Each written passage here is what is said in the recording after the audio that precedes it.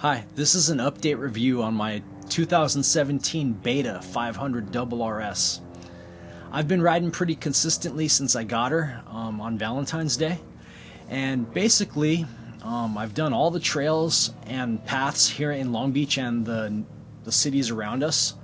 I've gone out to Johnson Valley, I've gone out to Barstow, I've gone out to El Mirage, and I've ridden high speed desert stuff. I've ridden low speed technical riding, a lot of hills. I've done some gnarly hill climbs. I've done lots of boulder fields. And so I think I got a pretty good idea of what I think of this bike now. Now, I have not done any modifications. I'm still running the stock springs. And basically, I've only messed with what I was given when I bought a stock Beta 500. On the front end, I moved the bars forward in the triple clamps. There's 3 sets of holes. I moved it to the very front set, pushed the bars forward, still running the stock bars, and everything else is stock. And that opened up the rider area a little bit. I'm able to have a more comfortable position whenever I'm going fast, whenever I'm just kind of cruising, standing up. It opens opens up a little bit more, and I don't feel like I'm doing deadlifts. I feel like the bike I'm actually riding like a horse, like a jockey. And what that did was, besides making me comfortable, it made the front end twitch a little bit. Before, there was no twitch at all. It was completely good. The handling on this bike is excellent. Now, it did not really mess with me that much because the little bit of twitch, it was noticeable, but it's not no big deal. It's something I can live with, Definitely handles better than my old Honda. Now, I have also messed with the suspension settings.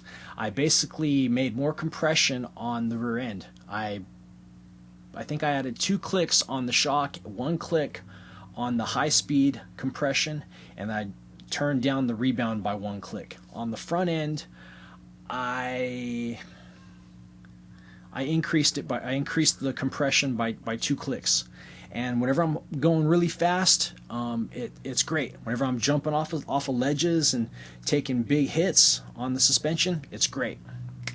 Whenever I'm going slow, it's a little harsher and it fatigues me faster, unless I'm going fast. I have gone and switched to the 13-tooth countershaft sprocket that it came with. It comes with the 1500 on it, but it comes with the 13-tooth in the bag with like the owner's manual for the bike and the Trailtech Voyager. And what that does is it makes the bike more maneuverable for the low speed stuff. For the technical riding, you're going through a boulder field and you get stuck, you can use the bike to power it up easier and pop the front end up and stick it to a new line and go different places. It also helps for the show-off wheelie stuff. So if you're practicing wheelies, it's good for that. The pivot turns, doing on the street, doing on the small single-track trails, and it makes that stuff easier. The negatives about it are whenever I'm in the whoop-de-doos and I'm hauling pretty fast, top gear, top speed, I keep on looking for a 7th gear. I feel like I can go a little bit faster. There's no 7th gear on it, so I think it's geared a little too low for that stuff. Whenever with the 15-tooth, I'm usually in like 5th, bottom of 6th, cruising really comfortable. Thinking, okay, I could use a little bit lower gearing. But the low speed performance is definitely not as good. On the street, definitely like the 15-tooth better. The 13 doesn't have as much chain slap, I think, because it's under tension more, so it doesn't slap the chain. And the high-end cruising speed is now about 50, 55, just kind of like cruising comfortably without taxing the bike too much. With the 15-tooth, I don't know, 65, 70, is a cruising speed. So I like the top end of the 15-tooth better, but the low speed performance of the 13 really is good. Also, with the 13-tooth, when doing hill climbs, I feel like I am getting too much wheel spin.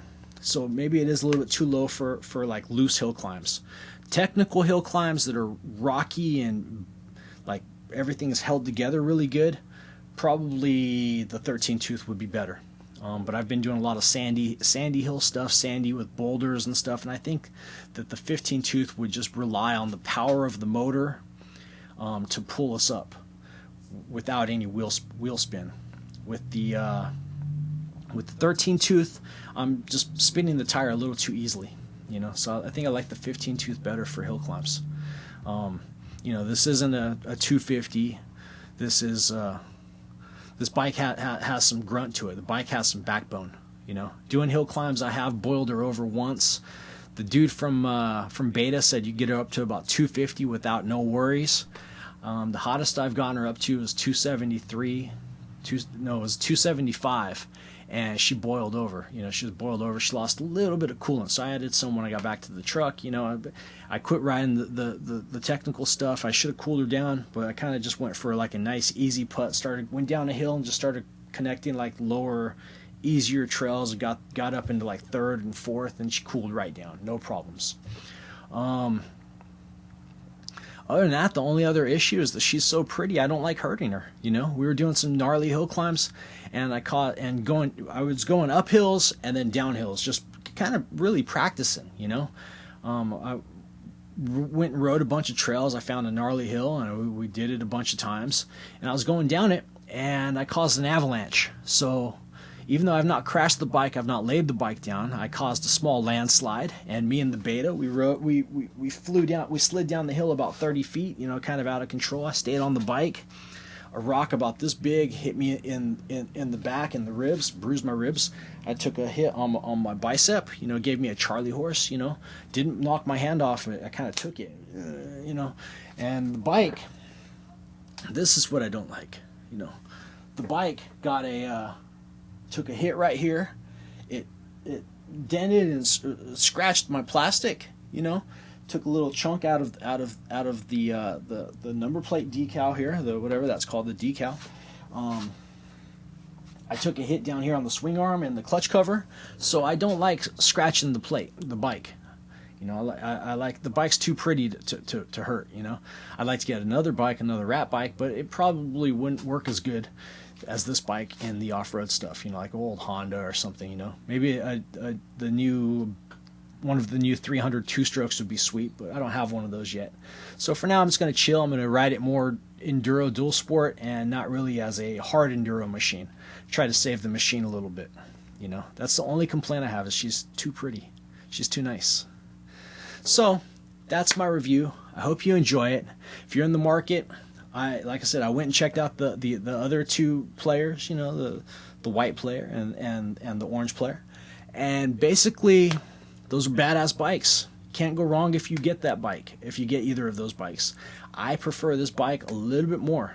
The fit, the finish, it's comfortable. Has all the power in the world. It handles better. I think it would handle better because this has a lower center of gravity, because it's a little bit lower. It has a little bit less suspension. It has a little bit less ground clearance. But for a dude like me, I think that the gains of better handling and better chassis is going to make it a better bike. So, anyways, I hope to see you out there. I hope that I can make it out to the trails and we can have some good times and some laughs. Anyways, I'll talk to you later. Bye.